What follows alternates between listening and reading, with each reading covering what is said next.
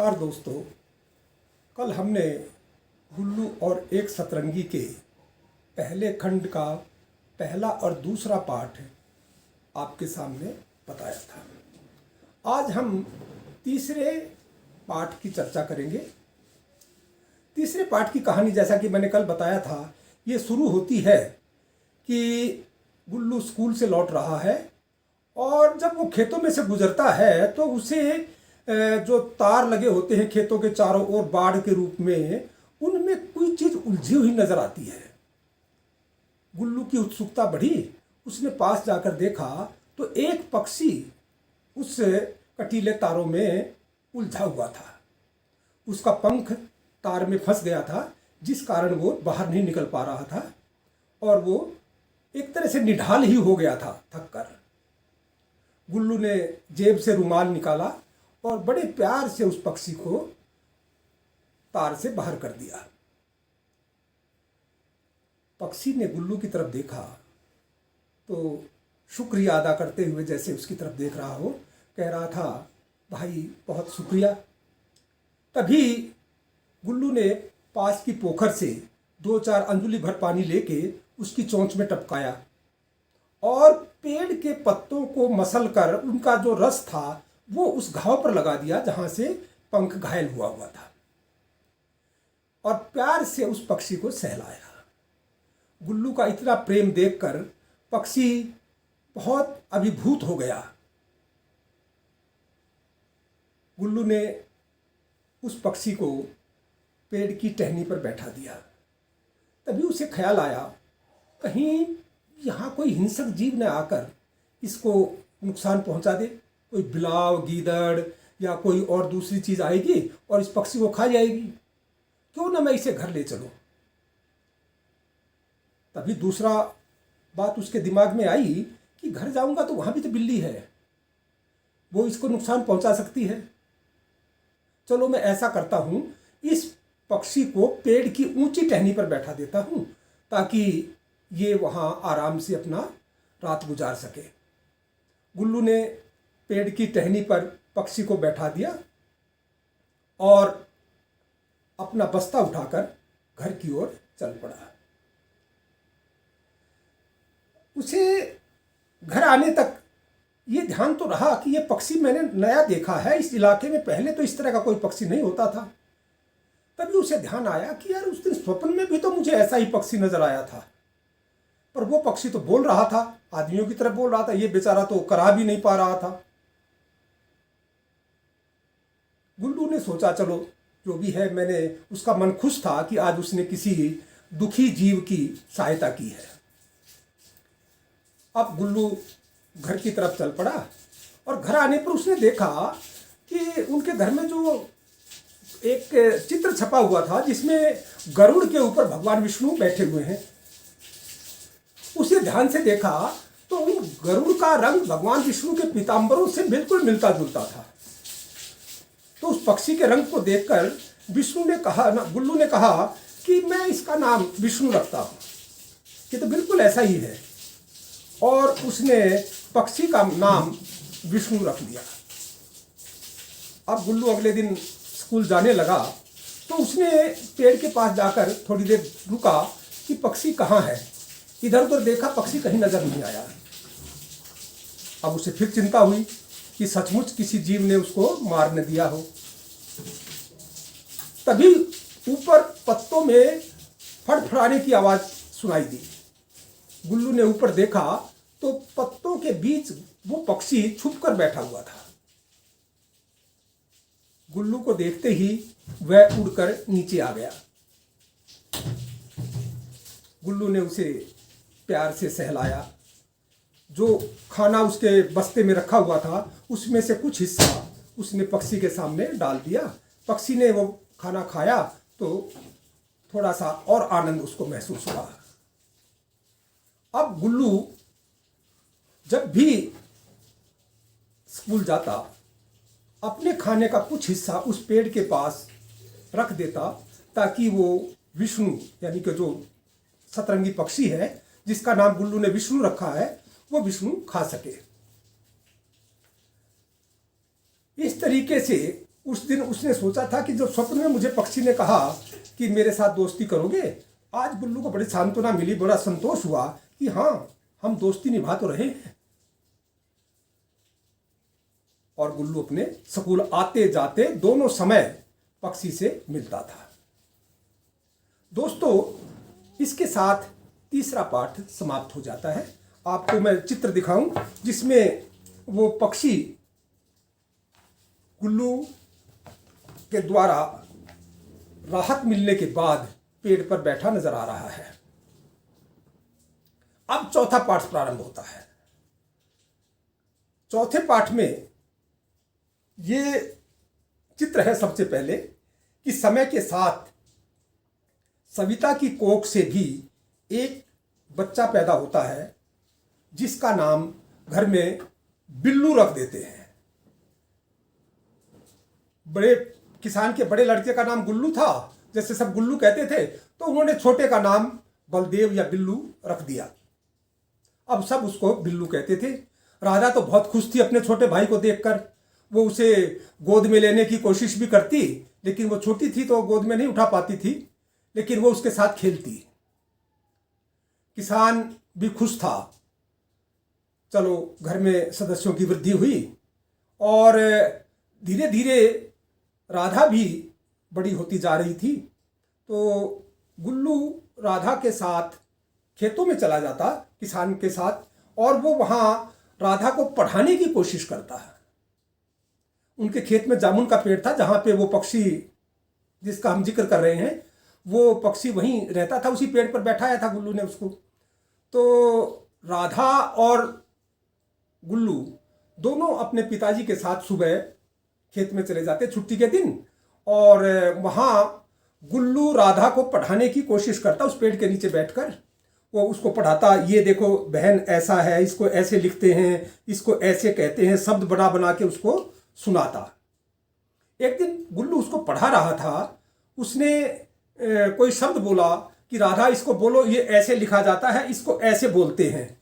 उसने शब्द बोला तो उसको, गुल्लू को अचानक ये महसूस हुआ कि कोई ऊपर भी बोल रहा है, उनकी नकल कर रहा है। गुल्लू ने जैसे ही बोला आम, तो ऊपर से आवाज आई आम। अब राधा ने भी ऊपर झांका, गुल्लू ने भी देखा, अरे ऊपर तो विष्णु बैठा हुआ है, वो तो हमारी नकल कर रहा है। राधा को हंसी आई और राधा ने उसको कहा, अरे विष्णु, मुझे भूख लगी है, ऊपर से जामुन गिरा दे। अरे ये तो आश्चर्य हो गया। विष्णु समझ गया और उसने ऊपर से जामुन की छोटी छोटी टहनियां तोड़ के नीचे गिरा दी और राधा ने उनको उठा लिया। इस तरीके से जब प्रतिदिन गुल्लू राधा को पढ़ाता तो विष्णु भी उनकी नकल करने की कोशिश करता। उसके उच्चारण में भी सुधार आने लगा था विष्णु के, और वो शब्दों को बोलने की कोशिश करने लगा। अब तो विष्णु की और गुल्लू की गहरी दोस्ती हो गई। गुल्लू कई बार उसको अपने घर भी ले आता विष्णु को, और जब भी मौका मिलता अपने साथ उसको खाने के साथ भी बैठा लेता था, कि जब वो खाना खाने बैठता तो विष्णु को भी साथ में थोड़े से भात, चावल, रोटी जो भी है वो खा रहा था उसके लिए भी रख देता। एक दिन ऐसे ही गुल्लू खाना खा रहा था तो विष्णु पास में बैठा हुआ था। गुल्लू ने जैसे ही विष्णु के पास भात रखा, मौसी ने देख लिया। वो गुस्सा हो गई, झिड़कते हुए गुल्लू को कहने लगी, तुम दोनों भाई बहन पहले से ही मुझ पर बोझ हो, अब तुम्हारा हिम्मत ये बढ़ गई कि तुम पक्षियों को भी लाने लगे, अब मुझे इसका भी भात बनाना पड़ेगा।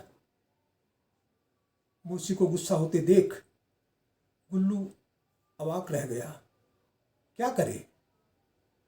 लेकिन उसे अपने से ज्यादा दुख विष्णु के बारे में हो रहा था कि घर आए मेहमान को इस तरीके से अपमानित करना ठीक नहीं है।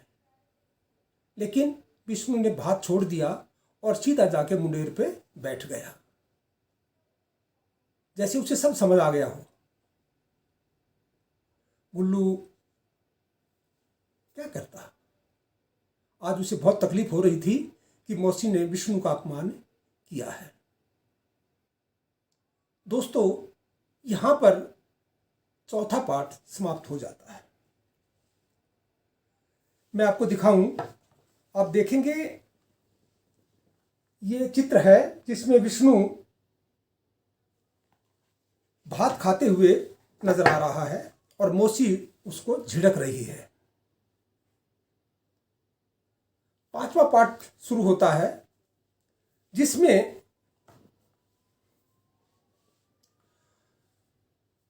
उनके घर जब बिल्लू पैदा हुआ था तो मौसी यानी कि सविता बिल्लू को हर वक्त अपनी गोद में लिए रहती।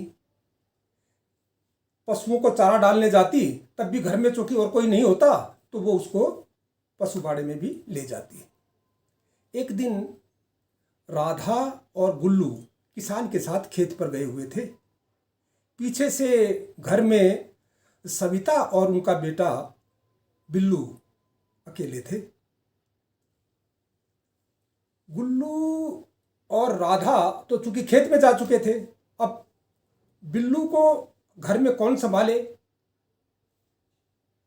सविता को पशुओं को चारा डालने के लिए पशु बाड़े में जाना था। ये सोचकर वो बिल्लू को भी अपने साथ लेकर पशु बाड़े में चली गई और वहां जाकर उसने बिल्लू को चारपाई पर लिटा दिया और पशुओं को चारा डालने लगी। पशुओं को चारा डालकर जब वो वापस मुड़ी तो सन्न रह गई। बिल्लू की चारपाई के नीचे एक काला नाग रेंग रहा था। सविता के तो होश उड़ गए, क्या करे। उसे डर लगा कि कहीं ये नाग, ये सांप चारपाई पर चढ़कर बिल्लू को न डस ले। वो चिल्लाती हुई गली में आई और पड़ोसियों से सबसे बोली, मेरे बच्चे को बचाओ, मेरे बच्चे को बचाओ। लोग बाग इकट्ठे हुए और उनके पशु बाड़े में पहुंचे। देखा तो काला नाग वहां पे लेटा हुआ है। अब इतने लोगों को देखकर काले नाग भी फुंकारने लगा, उसने फन फैला लिया। इससे तो सविता बिल्कुल बेहोश ही हो गई।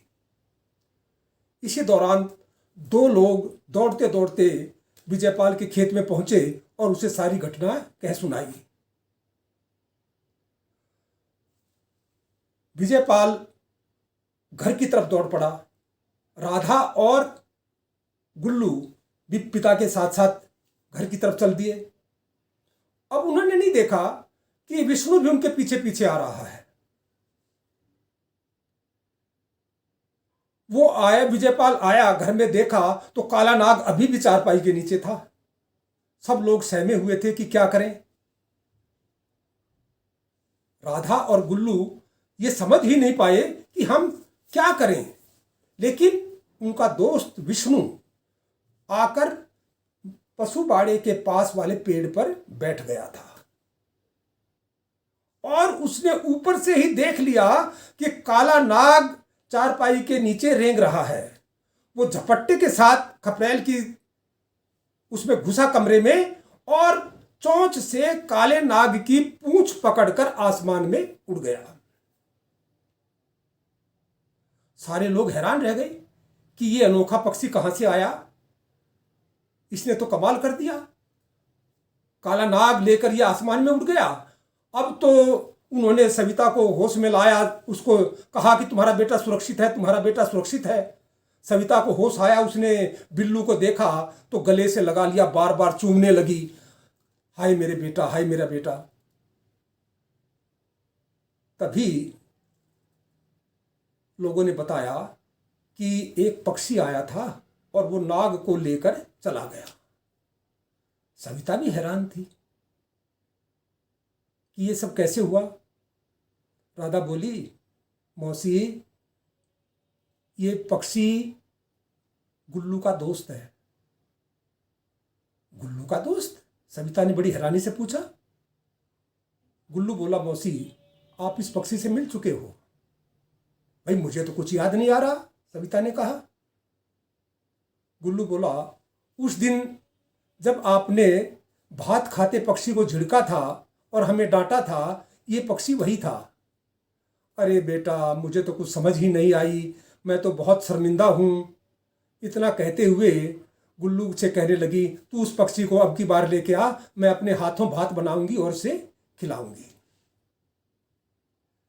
इतने तक पक्षी, वो जो सतरंगी पक्षी विष्णु था, वो नाग को खेतों में फेंक कर वापस वहीं मुंडेर पर आ बैठा था। जब मौसी ने कहा कि तू उसे बुला, मैं उसे अपने हाथों भात खिलाऊंगी, तो पक्षी झट से मुंडेर से उड़ा और गुल्लू के कंधे पर आ बैठा। राधा बोली, मौसी यही है वो पक्षी। अरे अरे अरे, इतना कहते हुए गुल्लू ने उस पक्षी को कहा, ये मौसी आज आपको भात खिलाएंगी। बस फिर क्या था, सतरंगी पक्षी मौसी के कंधे पर ही जा बैठा। मौसी तो डर कर नीचे बैठ गई। लेकिन उस दिन का जो खुशहाल माहौल बना, उसके मन से अपने दोनों सौतेले बच्चों के प्रति जितनी भी कड़वाहट थी वो सारी खत्म हो गई और यह विष्णु उनके घर के सदस्य जैसा बन गया। मौसी ने भात बनाया, गुल्लू, विजयपाल की राधा और पड़ोसियों तक को उसने उस दिन भात खिलाया। दोस्तों, यहाँ पर ये 5वां खंड समाप्त हो जाता है। आप देखेंगे कि ये पक्षी नाग को लेकर आसमान में उड़ रहा है। मैं समझता हूं कि इतना पर्याप्त रहेगा। नमस्कार।